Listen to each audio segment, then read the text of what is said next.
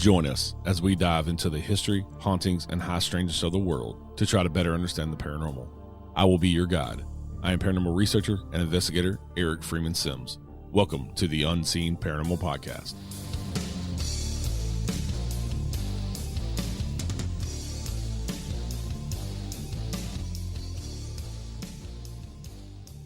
Hey everybody, welcome back to the Unseen Paranormal. Thank you for joining us today. Thanks for listening. Really appreciate it. Make sure that you go rate, review, and subscribe to the Unseen Paranormal. It helps more people discover the show and keeps us rolling right along. I'd really appreciate it if you do that. And if you haven't heard our new podcast, it is called Strange Chapters. It is available wherever you're listening to this show. And also, there is a video component to a lot of the episodes, so go subscribe on YouTube and check out those videos.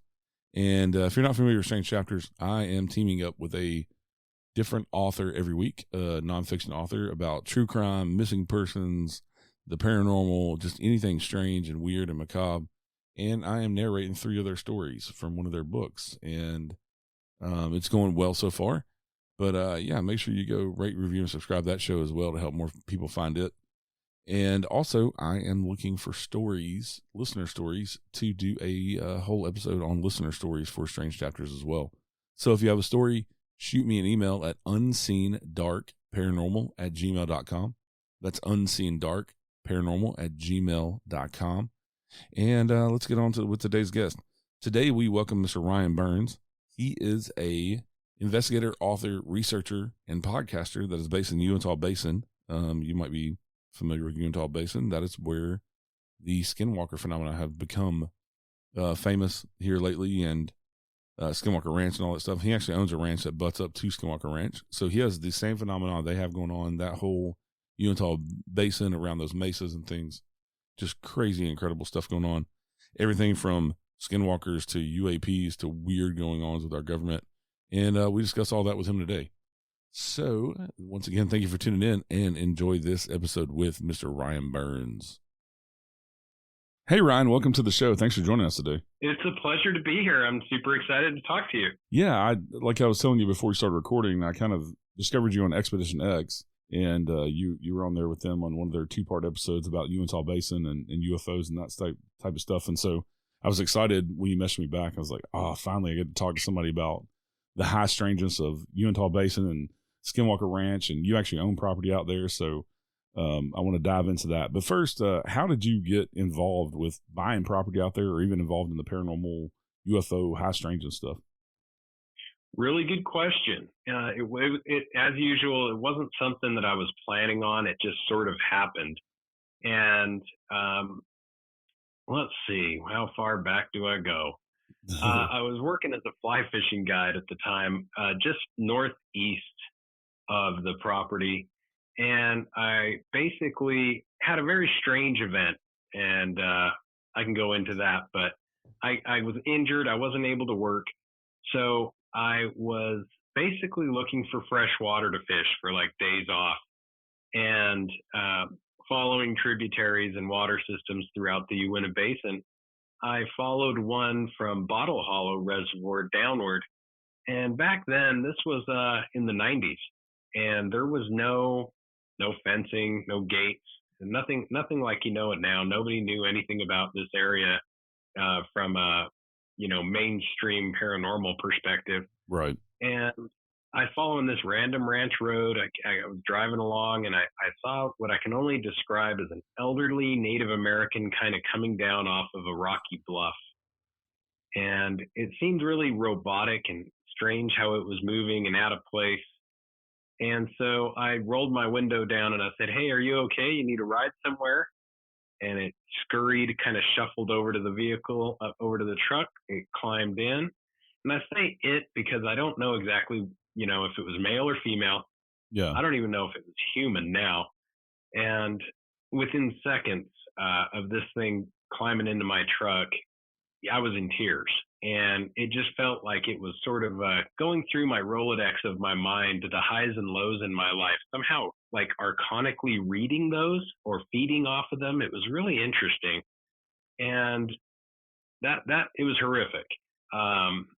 Fast forward about 3 hours, I was found at Bottle Hollow Reservoir back over on the other side of the bluff. And I was hanging out of my truck with my safety belt holding me in. And there were some people there asking me questions. And, I just figured I'll be honest. And when I told them what I had encountered, that was the first time I heard the word Skinwalker. These Bureau of Indian Affairs officers said, "Oh, this guy got nabbed by the Skinwalker for sure." And I was like, "The what?" And that's where the seed was planted. Yeah, that's a pretty crazy experience because from what I've heard about Skinwalkers, the one thing you don't do is let them hitchhike. So, Yeah, worst thing you can do. And, it's interesting because there is this ability that I guess is psychic of some sort. Like when I look back on it, and I've talked to a lot of people about it, the more I wonder if it was really a person at all, or at least at that time, if there was something else going on. Yeah, that's an odd experience. And then to not know, I mean, to doubt in your mind, is this really a person? That's crazy in and of itself, and you were just trying to do a nice thing to what you thought was an older person, and for it to have that weird experience of, your life kind of running through your head and all the emotions, that's insane. And it's strange. I've talked to a lot of the neighbors in the area, and one particular gentleman, would have been about 80 plus years ago when he was, just a young boy. Him and his friends would ride horses all over the ridge there, and they said that even back then they would see these dogs that would move robotically and seem necrotic, like literally pieces of dead flesh hanging off of them. And the way they described them was robotic, like they weren't natural. And that was, way before we had, or at least I believe we may have had the technology to be able to do that sort of thing. So it's an area that's, very, very filled with mystery. Yeah, and you were talking about the Bureau of Indian Affairs. I mean, even those officers out there in that area and all the natives out there, I mean, this has been on their radar for their entire history. And now, modern culture with the popularity of the Skinwalker Ranch show and all that stuff, people are getting to know it a lot better.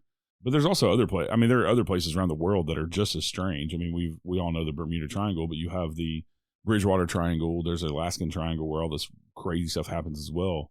The Skinwalker area, in Uintah Basin has just kind of come under the microscope with the TV show here lately.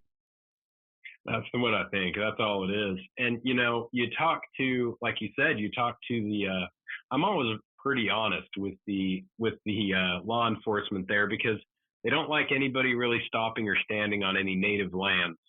And so when you're driving slow along some of these highway systems, freeway systems, looking for, things that are paranormal in nature, they'll oftentimes pull you over, ask for your info. And, when they ask, I'm just honest. I'm like, hey, I'm out here looking for, and that's when you start to get the interesting answers. I spoke with one that told me it's never a matter of if you're going to see something, it's a matter of when. Yeah. He was basically saying, you're doing the right thing, just don't stop or stand on any native land. And then another one told me about some actual occurrences where he had to call into dispatch. There was literally, canines that would turn into human forms, like right before these officers' very eyes. Wow. So, like you said, it's not only a part of the tradition; it's something that's really happening, whatever it is. Yeah, and I've even seen where the two older Native American gentlemen, they worked for the Bureau of Indian Affairs. They're both retired now, but they were kind of the task force for everything paranormal. And I've seen them interviewed quite a few times on different shows and stuff. And I think it's awesome that they're so open about it and about, the things going on, because that's also part of their culture. And I think Native culture is kind of, people have tried to get rid of their culture for years. But I think it's awesome to have that, them out in the public talking about it and showing the petroglyphs and things like that is really interesting as well, that this goes all the way back in their history. It does. I've had a chance to talk, like you said, the Navajo Rangers, Stan Milford and Jonathan Dover. I've had a chance to talk with those guys on a couple of occasions.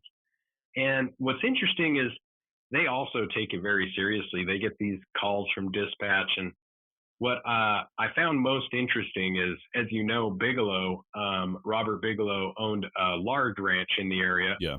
and had a kind of a team of scientists and the best minds available to study this stuff. And Jonathan Dover and Stan Milford, down in the Four Corners area, with the Navajo Rangers, said that they would get these calls and they'd be getting ready. They'd get their gear in the trucks. They'd go out to these areas, and that Bigelow's men were already on site, that they would somehow get out there before them in most cases, fly in jets and basically hit the ground running. So I think that when it comes to like the operations and the jurisdiction there in the Navajo Nation, there was definitely an in, at least from the perspective of NIDS or BASS, for them to be able to get in there that quick. They were getting phone calls. They were almost like, you hear about the Men in Black, which is obviously kind of a legendary mythological group. Yeah. But when you run into the real life version of that, it's hard to disguise that as anything but that. Right, right. And for people who don't know, Robert Bigelow owned what is now called Skinwalker Ranch. But also the government, it's come out last few years that the government actually gave him like a $22 million grant to do this research. So it was funded by the federal government. Yeah, it was really interesting. It was a black budget project. And, as I look back when I was a kid, I was just a young kid in those days. I didn't know what I was getting into. And right around 2005, I dropped everything and I moved to the area full time to run a fly fishing bed and breakfast there in the area, just not far from this location. And then I also, every waking moment that I wasn't working, I was there on site, like all over, traipsing all over these two black budget projects with black projects going on right out of the Pentagon. I had no idea back then. Nobody really knew back then that that's what was taking place. Right. And as I look back, ATIP and OSAP were the two projects, and one had to do with a threat identification program. The other one had to do with a weapon systems application program. And they were involved in some really interesting stuff like cloaking technology, flying these little things they would call toys, which were basically, for lack of a better word, mini drones, but, with exotic propulsion systems. They were interested in testing direct energy weapons and a wide array of super, super next level technology. And so it's made me wonder, if everything I saw was of paranormal nature, or if some of it may have been our guys testing out, our tax dollars. Yeah, I just had Warren Ajus on the show. He's a UFO researcher from Malta. But we were talking about that as well, because we were talking about the disclosure that's going on now, and how us Americans still think that, stealth bombers and things are the current technology when those things are like 50 years old now. And they didn't even let us know about them until they were 20 or 30 years old.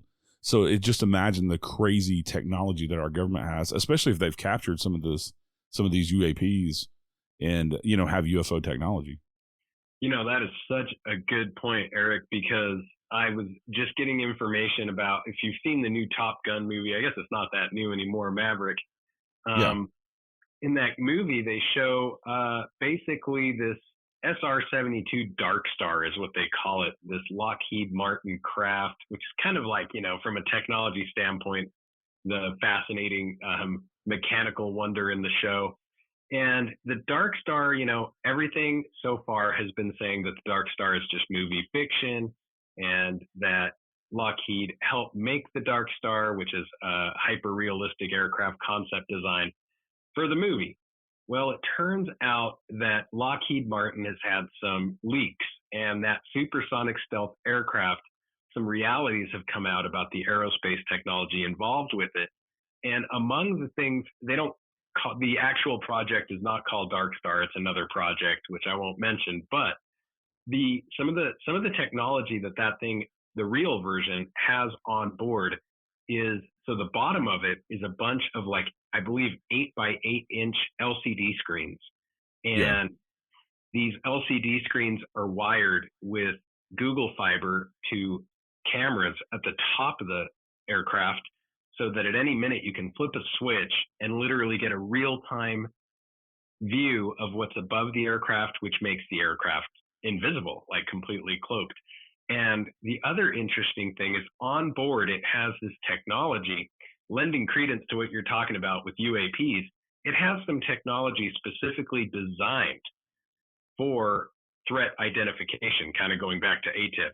And it has this AI module that runs an algorithm if you see something that's unidentified as a pilot, and it will tell you, the aircraft will tell you if it's a friendly, if it's neutral, or if it is a threat. And how it can tell this from, basically a UFO or a UAP is beyond me, but it can. They've fine-tuned the technology to that extent that our technology can know whether it's a threat or not. So yeah, man, it's I don't even know how many hundreds of years ahead of what we think it is.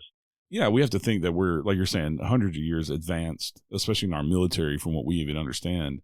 And if you look back to like even Roswell, we took a massive leap after the Roswell incident in technology with microwaves and all kinds of other stuff, lasers and all kind of other crazy stuff, that just technology took a huge leap that nobody can explain, that knows anyway. Exactly. Yep. It's way ahead of us. So you own a good chunk of land in the Uintah Basin, and you were saying before we started recording that you actually share a fence with Skinwalker Ranch. But how did you come to own the property? And you started doing Space Wolf research on that property as well. Yeah, you bet. It is a property that this used to be an abandoned ranch.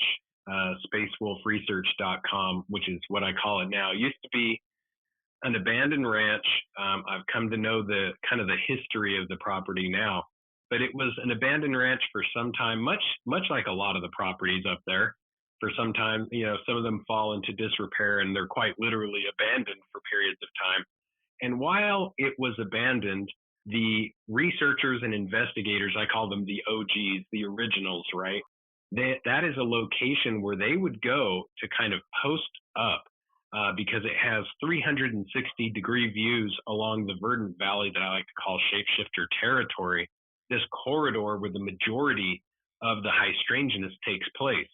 And it's centered, right where you can actually, it's along some waterways, right where you can get views of just about everything. And so it seemed like a really good place to post up and look for this stuff to take place. So I didn't come up with any of this on my own. It was just the place to go that was the most safe because it wasn't native land. It was in close proximity to everything that I wanted to see. And it was, for all intents and purposes, it was abandoned. So it was perfect. Later on, I found some interesting things about the ranch. And, well, the reason it was abandoned was interesting. But how can I put this? There were some projects that I was emailed some paperwork, and they were projects that I had, in my mind, completely debunked. I didn't think there was anything to them. I thought they were totally hokey. And apparently, while this property was abandoned, the information that I gathered from these people, one person in particular, was that this project was utilized by some government projects to do certain things that I thought was totally fake, And back then, keep in mind, the idea of Space Force was very far-fetched. This was something, now everybody knows what it is, even though nobody knows what they do. But yeah, so that helped me kind of realize that, hey, maybe we have something special here. Maybe this is a location of interest. And it's a place that I had visited many times with the mentors and the people that had shown me around, like Joseph Jr. Hicks, Alien Dave, Ryan Layton, Dr. True Ott, and, Frank Salisbury. And it is basically, I sort of had a connection to it. So when I was provided that glimpse into the possible connection to its utility, I needed to have it. And I talked to my now wife and I said, I know this is going to sound crazy, honey, but there's this land in Utah. It's quite rugged, raw, real, and not the splendor that you probably are imagining, But Right. come nighttime, when the things go down, this is where you want to be to see this stuff. And she played ball. She said, "You go for it, honey. This is your hobby." And so I set up a private real estate company there to just kind of experiment with various methods to detect and anticipate anomalies. And every once in a while, with content creators, I'll provide a glimpse into what we do, utilizing science, technology, neurotheology, and other groundbreaking innovations. But for the most part, it's just something that happened. I just kind of fell into it. And it is, that's basically the ins and outs. Yeah, and you've had some incredible things happen on this property that are just like mind blowing. And it's kind of like you were talking about, it's kind of the norm in that area. But even going back to like anybody that's watched and saw you on Expedition X, on there you were talking about you had an RV that was vaporized by lightning, basically, which is crazy to think that a vehicle that gets struck by lightning that's on rubber tires would just burn completely to the ground. Yeah, it's really interesting that you mentioned this because it happened shortly after I purchased the property. I bought a 40-foot RV. I just figured this is the easiest way. Park it in the best spot. You can go up, you can stay the night, and it just made sense. The timeline and the time frame is very coincidental because I bought the property, I put the RV out there. It got, in the middle of the day, got struck by what appears to be a lightning bolt and vaporized. Like there's nothing practically left of this thing except molten metal, shattered glass. And what's super interesting is how focused this 12-foot beam is. We did catch it on camera. So where it's interesting is I started to do quite a bit of research into lightning strikes and RVs.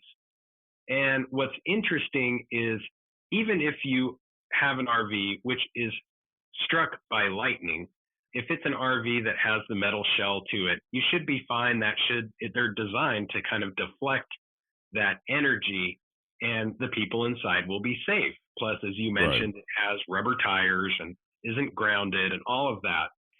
Well, that's on one hand, a huge red flag. On the other hand, just the odds of an RV getting struck by lightning are 1 in 600,000. So for it to happen so soon after I purchased the property, and it was a lot of work getting this property. It was hard.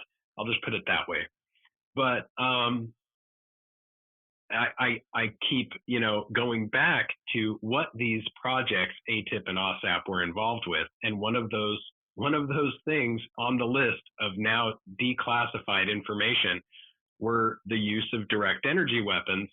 And I'm not going to say that that's what it was, but the coincidence and the synchronicity makes me definitely have to add that on the conspiracy board. Yeah. And then also, I mean, you have other structures on the property that were around that RV. So for the RV to get struck and not any other metal structures, and there's, trees not too far from there, for any of that stuff that is grounded to not get struck is just odd too, to add to the strangeness. That's a really good point. I had a cabin that was literally just feet away from it. And although about half of the cabin burned down, like everything should have, that intense heat, everything should have burned down. It's such intense heat when you look at the temperatures that everything in the vicinity, if it is a grounded strike, which is super, super rare, first of all, 1 in 600,000 chance, even if it hits, It should deflect. But this seems so focused in its intensity, this 12-foot beam. It's unlike, I don't know. I literally, the fire chief and the fire people were like amazed at what they basically came out to, like put the ground out, like to put what was left out. So it really interesting to say the least. Yeah, and then another weird thing that they highlighted on the show was the shipping container. You have a giant shipping container that lifted up and turned itself complete 180 degrees. Yeah, that is one of the more difficult ones to wrap our heads around, because the property is kind of situated in a way where there's a caretaker's quarter, and you have to drive in. There's really just one entrance to the property, and you have to drive right by where the caretaker stays 24/7. And I got that frantic call from the caretaker, and he said, you're not going to believe this, but your 40-foot, which is also a 40-foot container.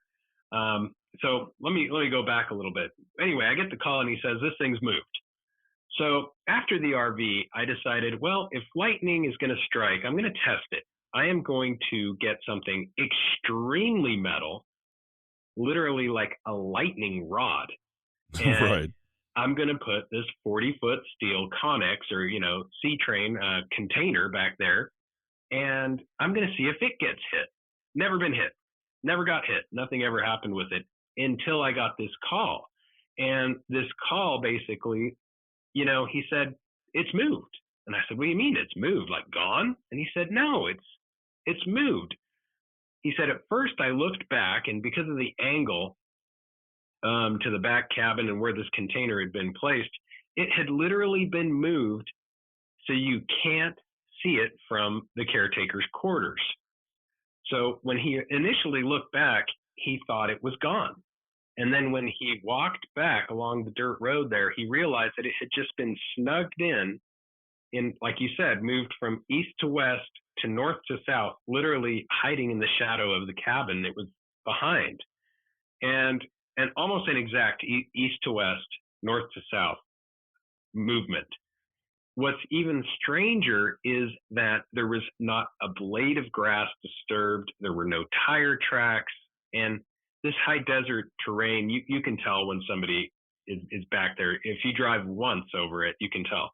And yeah, there were no tire tracks. There was nothing disturbed. It was as if it got lifted and then placed down again. So a real baffler. Yeah, and something that big, I mean, a 40-foot metal container, there's going to be drag marks, and they would have to bring a crane out there to lift this thing up to turn it. And that, of course, y'all would have noticed that, like you're saying. And to have a caretaker there, one way in, one way out, for this thing to just, no drag marks, no nothing, just that's crazy. And also, you mentioned too that it became magnetic. The container did. Super interesting. Yeah. So to give an idea, just for those that are unfamiliar with these are basically about 8 feet high, 8 feet wide, and 40 feet long.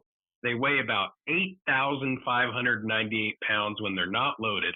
This one had all kinds of stuff in it, golf cart, all kinds of equipment. It had a lot of equipment in it. And when we opened it up, I was expecting everything to be all over the place the way I had placed it in there, leaning up against the sides and stuff. Nothing had moved. It literally, everything was perfectly in place. And then we started running tests on it, radiation tests, electromagnetic frequency tests. And that's when we realized that the EMF detector was going off the chain. It was so high that we started to get worried for our safety. And we began to notice that rocks, literally rocks on the ground, were starting to stick to the sides of the container. It was that magnetic. So if you would take anything with iron, a tent post, a nail, a screw, a staple, even larger things, they would just stick to it and stay stuck to it. Yeah, that's wow. And again, it makes you think about what is our government doing? And why are they messing with shit on your property? Well, and that's the weird thing. I got a lot of help from a lot of people, and I hired to basically target the situation and the scenario. I got the same person who ran the remote viewing for Robert Bigelow. Yeah. When he owned the neighboring property, I got the exact same person to help me with this. And they reached out to people worldwide. And some of the things that came back, what's stunning about remote viewing, even if you don't believe in it, is a lot of the drawings were the same. A lot of the ideas were the same. And they said that the Chinese government had something to do with it, which I thought, like, wait a minute. Whoa, this is starting to get very odd. And it sounds super far-fetched until going through and talking with other people that knew more about these sorts of things, I guess when this $22 million program and project that we now know as ATIP and OSAP happened coming out of the Pentagon, it was a black budget project. And when this took place, nobody knew about it. It was extremely top secret. But apparently, the Chinese government had reached out to the Pentagon and said, hey, we know what you're doing out there. We know that you're interested in this. We're interested in it as well. How do we get in on it? And the Pentagon was like, you don't. You don't get in on it. This is, go away. So there was some interest from the Chinese government way back then. So I find that that's interesting that the remote viewers basically believed there was a Chinese element of military involvement. I don't know what that is. It could just be monitoring from satellites or who knows, but very strange. Did you have any like weird flyovers or anything after those incidents happened? Like the government maybe, like weird Black Hawks or something coming over your property? All the time. So often that it's laughable. And what's interesting is I've caught some we've got some great tracking software and cameras on the property. And when it comes to aerial anomalies, they'll track, these, whether they're military, Chinooks, or whatever, flying low over the property. And we've caught some interesting scenarios where you'll have a Chinook flying extremely low over the property. And then these, for lack of a better word, steel balls, these UAP, that will fly around them, fly so fast. I mean, just totally fly 100 times faster than the Chinooks. So fast, in fact, that we've actually even caught footage of these steel UAPs, for lack of a better word, or they're chrome looking. I shouldn't say they're steel, but reflective. And we've even caught them flying through the blades of the Chinook. They're that fast. And wow. If you know a Chinook, they have those two blades that kind of go between one another. It's one of those two-bladed rigs, and they're timed perfectly. So for these things to be able to kind of playfully mess with them and engage and fly through their blades for fun, it's fascinating. Yeah. And I saw you on another podcast on YouTube, and you were showing some video on there. And one of the videos that you show on there is of what looks, you describe it as a portal, and that's what it looks like, with these balls coming in and out of this portal in the sky. And this is a camera view from what it looked like from your property. It's like a portal with these things coming in and out of it. What kind of, it was I don't know if it was a thermal camera or what kind of camera you were using, but it looked like a thermal camera. Yeah, that was a very interesting night. It was a Sony night vision camera, actually, that was being used with some night vision technology hooked up to it. And very interesting. Like you said, literally this it starts from like a 0 point, a small focal point, turns into a large pulsing light. For listeners to kind of imagine it, and then lights going in and out of it. What it is, all I could do was come up with that name portal because it seemed to allow things to go in and out. But what it actually was, who knows? Yeah, that's pretty. I think you described it. It was like 30 or 40 feet off the ground, so it's not like it's way up in the sky either. No, and a lot of these things are lower. They're lower than you would expect. In fact, there's been times that we've seen these cookie cutter entities, and I call them that because they're in the same shape, size. They look like people almost coming out of some of these lights that are maybe 6 to 12 feet off the ground. And all you can assume is that they fall to the ground. And, people freak out. Oh my gosh, there's something here with this. And it's like, yeah, for sure.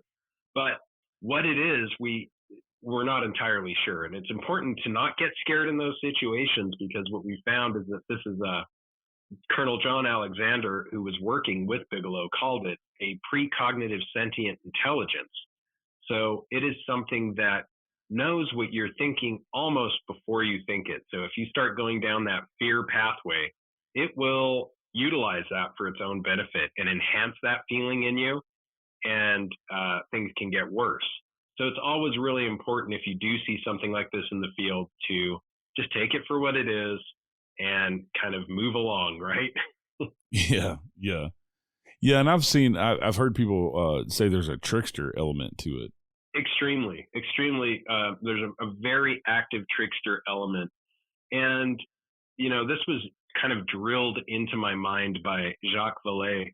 He would come out to my place of business, the Strawberry River Bed and Breakfast there that I was running.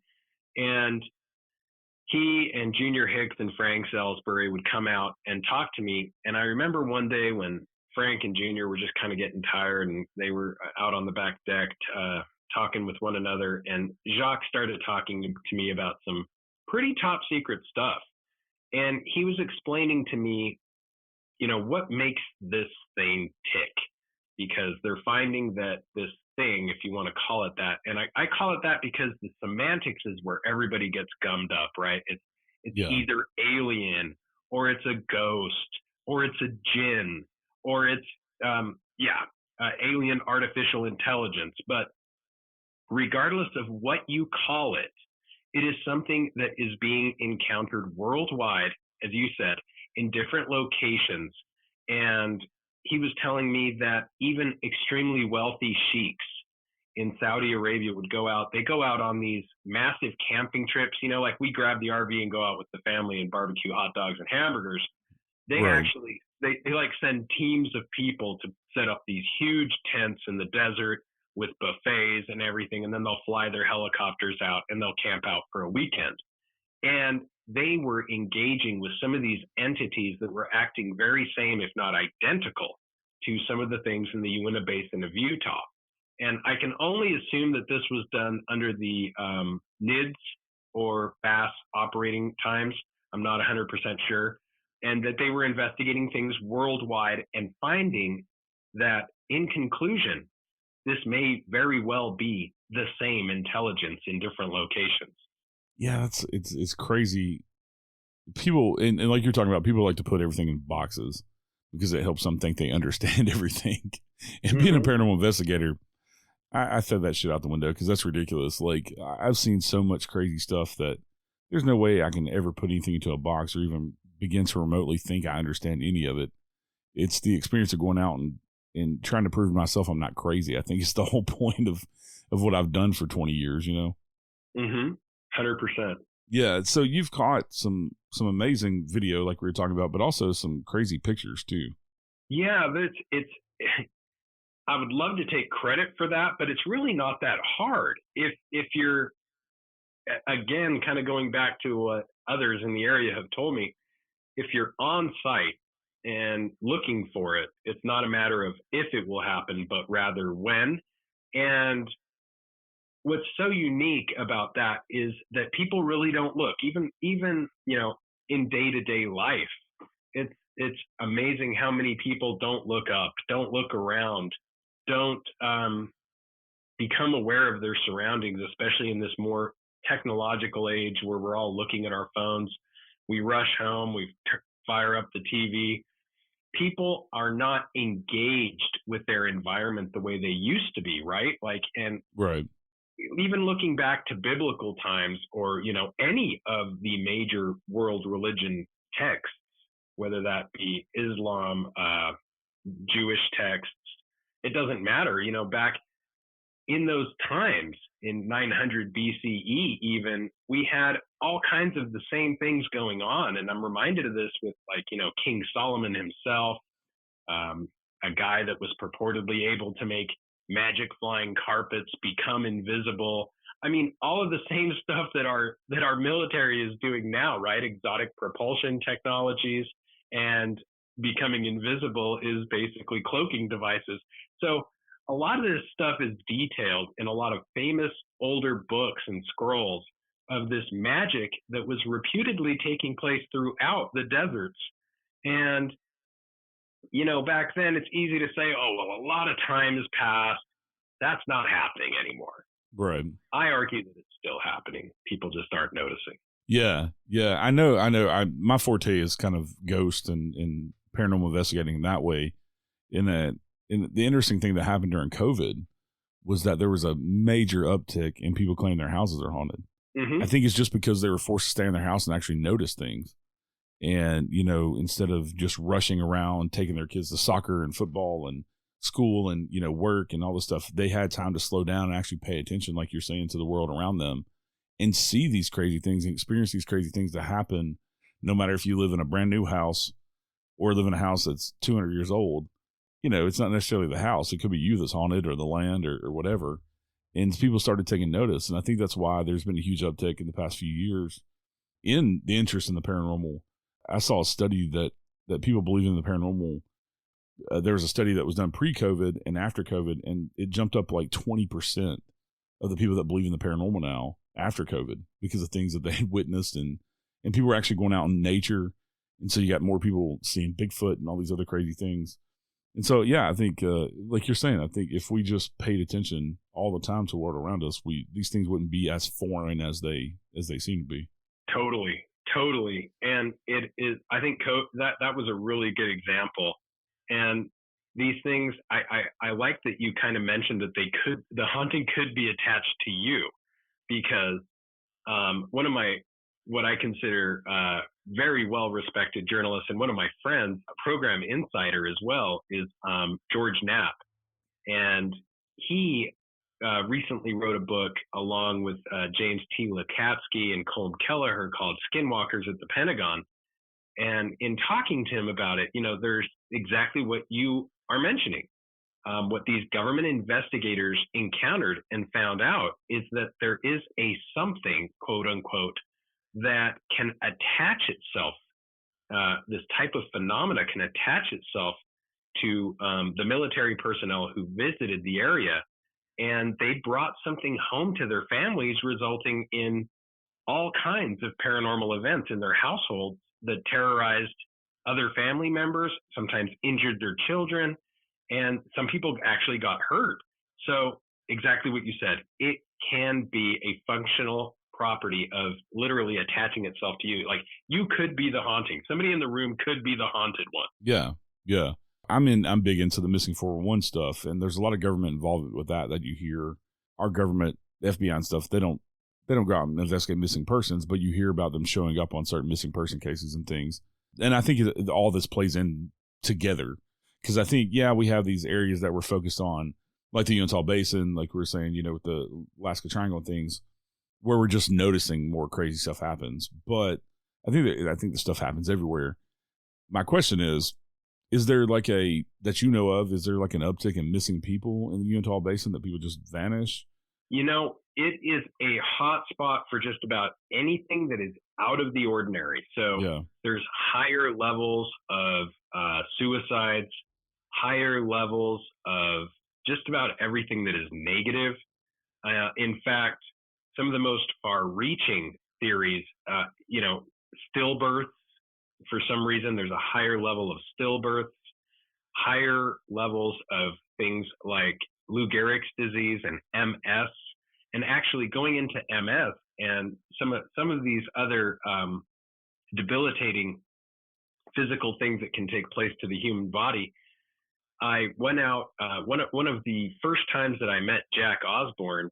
He's very interested in researching anything that has to do with UFO study, UFOs, high strangeness, ghosts. He's very legitimately, deeply committed to the engineering behind it and trying to figure it out for a variety of reasons. Like, it's not just for show. Right. And I remember that we got permission from a landowner to go on this area, this ridge area, right there in the focal hotspot. And he started complaining about losing sight in one of his eyes. And this was the first time that he felt this and had this happening, this physical distress. When he flew back to LA and got checked out by a doctor said, "Wow, you have like rapid onset MS." Wow. And this is, you have to consider the atmosphere where he was right before this took place. Right. And I've had other friends who have actually had even worse things happen. I had a friend that got Lou Gehrig's disease and passed away very quickly. So there is sort of a dangerous dynamic to the phenomenon.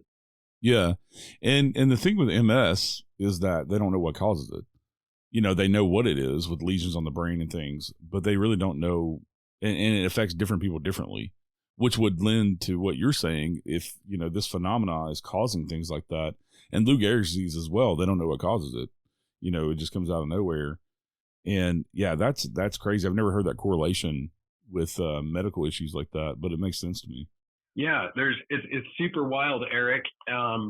Again, like these rabbit holes just keep going, right? Yeah, and yeah.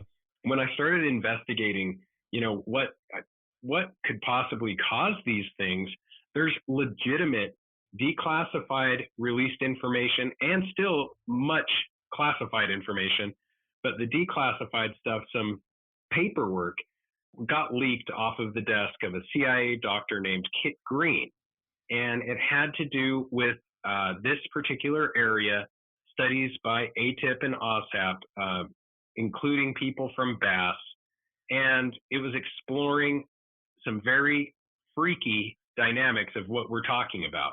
They are calling it interference syndrome, and it's very similar to Havana syndrome. And it is, we don't know what it's caused by, but they found that military personnel that were engaged with either research, investigation, or other things in these areas started to have in their brain scans dead portions of brain matter. So literally their brains looked like Swiss cheese. Wow. Now this is a big deal because with government employees and top secret scenarios, they had to, you know, they have to do this for a bunch of reasons, including insurance, ICD-10 codes, and all kinds of stuff because these people have claims. Right.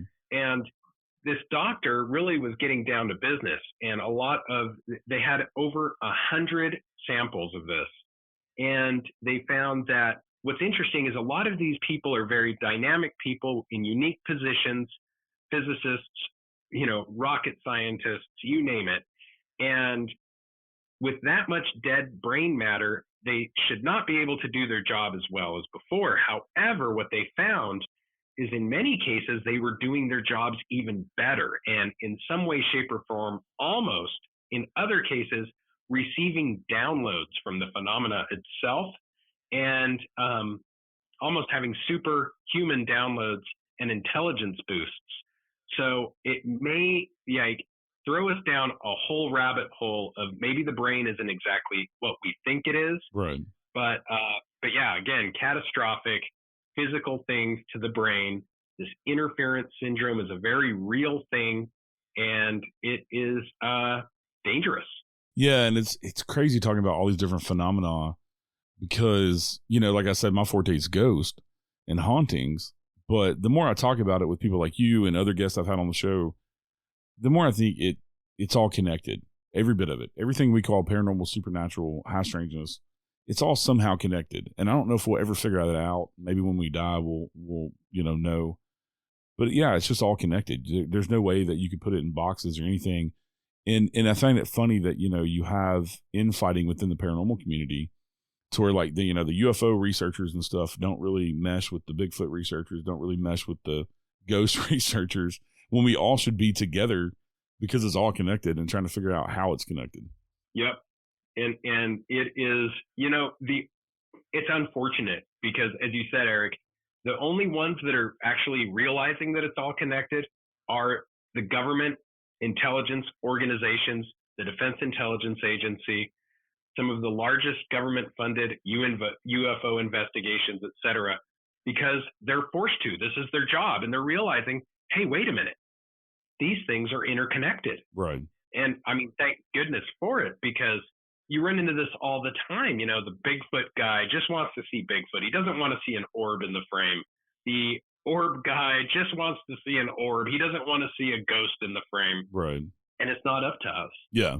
Yeah, it's crazy. And then also, I mean, with you being kind of in the middle of it, it would seem like you wouldn't have a choice but to kind of understand all the things that you've experienced and seen, that all the different phenomena, okay, it has to be connected because all this phenomena we're talking about is happening right in your backyard.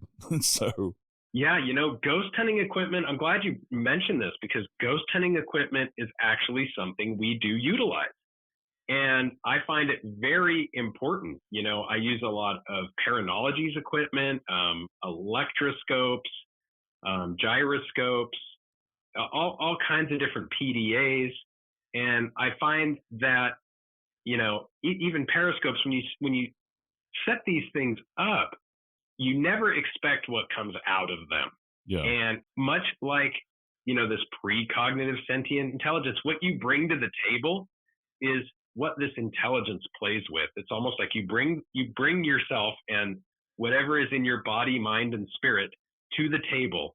And then this intelligence manipulates it, plays with it, and hands it back to you. Yeah, and that reminds me of hauntings and investigating ghost claims, because it seems like when we go into a place, because my team and me, we approach it, out of respect, and we're coming into hopefully what we think is, people have passed on, but it's almost like like you were talking about before, they almost know your intentions before you ever know your intentions.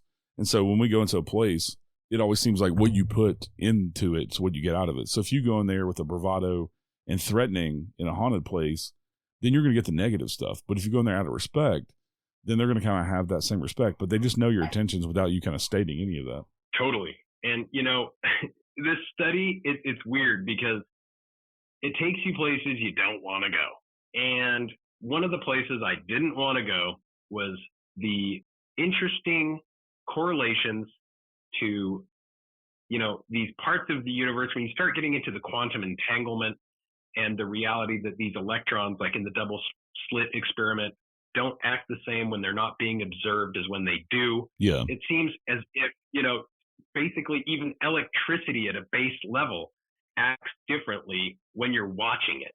And this is something that represents a whole spirit of being, and has led me down some very strange rabbit holes into like this neurotheology.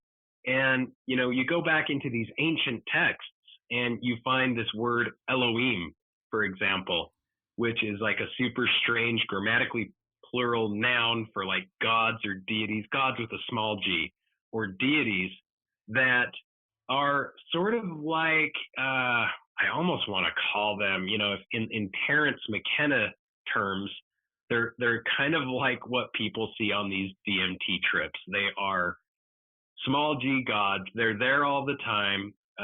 They're not a supreme being, but they're definitely, able to do things that humans aren't. Yeah. And this brings us into like a whole other, it rockets us into a whole other dimension because, are these things that are just like literally making up the reality that we see as real? And they're behind the scenes, kind of like these machine elves creating things or doing something different, their job. And that's why every once in a while, maybe you get a rogue one or a bored one or one that interacts in a way that is not normal. And it just makes you wonder what's going on behind the veil, right?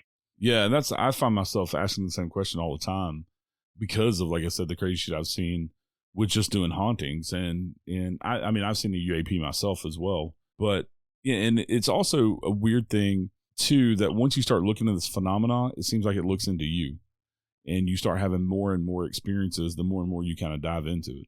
Yeah, it does. It does. Like, I think it was Nietzsche that said, the longer you look into the abyss, eventually the abyss looks into you. Yeah, yeah. And it's true because kind of even taking the word Elohim, it has that E-L in it, which people have now kind of think that that's evil and has evil connotation because it goes back to some ancient creator god named El that, we find on literally chiseled in stone and found on scrolls in the desert, the Sumerian deserts, etc. And so El was this creator god, right? And then we have these Elohim, which are like his minions. And there's a hierarchy of these things. And it sounds super far-fetched until you start realizing that all the demons and all the angels, for the most part, have names that have E-L in them. Right. And, it's when you find these occurrences that you're like, oh man, there is something to this, but it's always just barely out of reach, right? it's I've started trying to study the Enochian language, and it's so super complex and confusing because like one little sigil off or one little, you're off just a hair and it's a totally different meaning. And it's a lot like, with our language as for people that don't believe magic exists and it's just a 9 to 5 and you go home and you turn on Dancing with the Stars, their train is running on the way they want their life to run. Right. Well, that's great. That's great for their section of railroad. But at the end of the day, when you look at like even our language and, the fact that grammar comes from the word grimoire, the fact that spelling comes from the word spell, the fact that they're trying to get us to quit writing in cursive, and that comes from the word curse because this was the most eloquent way to, curse somebody. You start looking at this and it takes you like to these little elevated spots of like looking at the whole realm of high strangeness and realizing that, as you said, everything is interconnected in little subtle ways.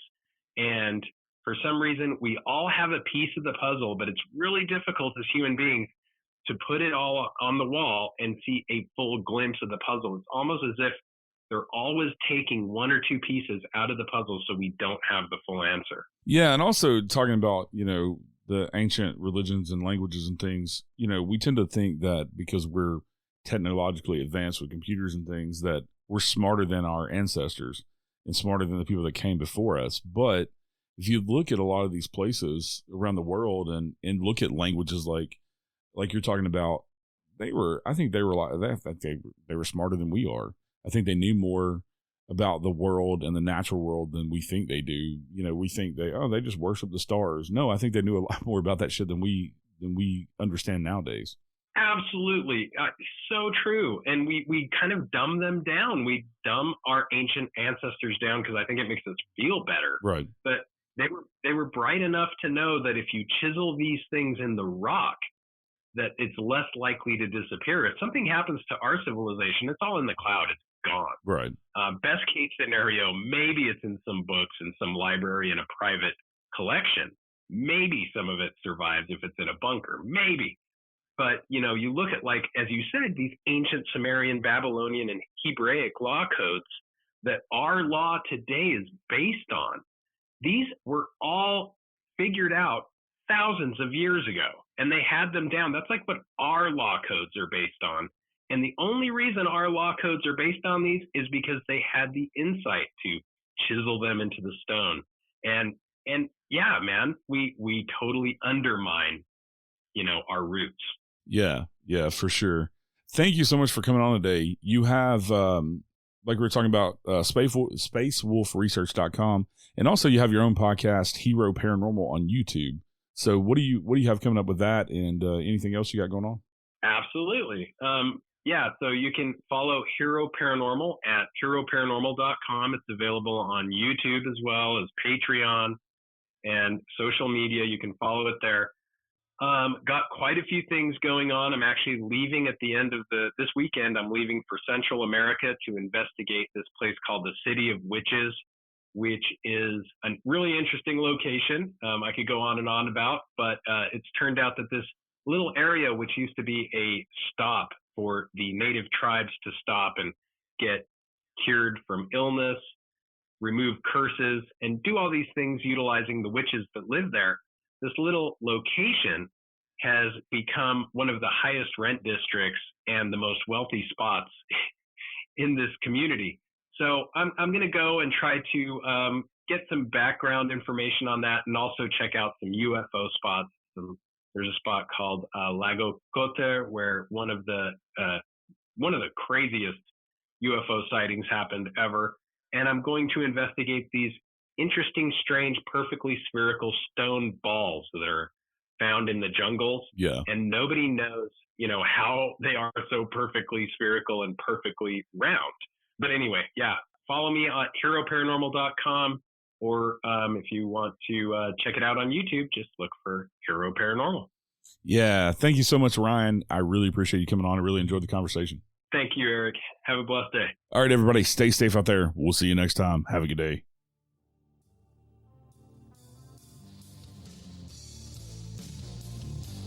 Thank you for listening to The Unseen Paranormal.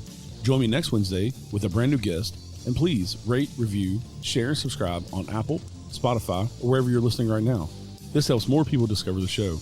You can connect with me over on Facebook, Instagram, Twitter, or join us in the Unseen Paranormal Lounge group on Facebook. Until next time, remember, some of the scariest things are unseen. You have come to the end of the line.